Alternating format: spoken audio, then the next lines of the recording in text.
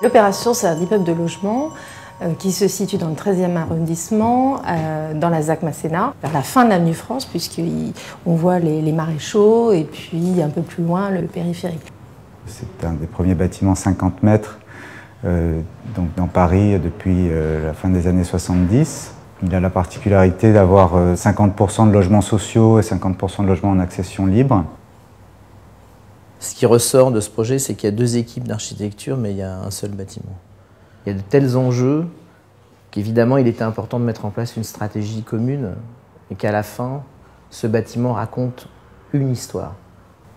Grâce au déplafonnement, le fait de pouvoir monter à 50 mètres, ça nous permet de travailler la forme du bâtiment. Donc, quand on dit que c'est un bâtiment qui se transforme, il démarre avec un côté un peu rectiligne comme ça, qui reprend l'alignement de l'avenue de France. Et puis tout d'un coup, il y a l'introduction de ce gradin qui va donner naissance ensuite à la tour qui va être mise en scène.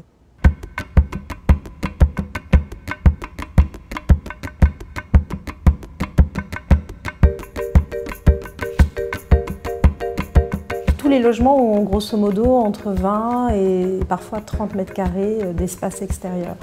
Avec cette idée qu'on peut faire quasiment le tour de son logement. Chaque logement a une particularité que n'a pas celui d'en dessous ou d'au-dessus, et donc on est sur un système de compensation. Donc il y a une grande richesse d'habiter l'extérieur. Comment réintroduire cette notion de hauteur avec un côté quand même préhensible pour les gens, c'est-à-dire une échelle qui soit, entre guillemets, acceptable. En tout cas, qu'on soit capable de faire progressivement la démonstration que la hauteur, c'est un atout. C'est l'enjeu politique de faire que ce patrimoine-là devienne le patrimoine aussi de la ville de Paris.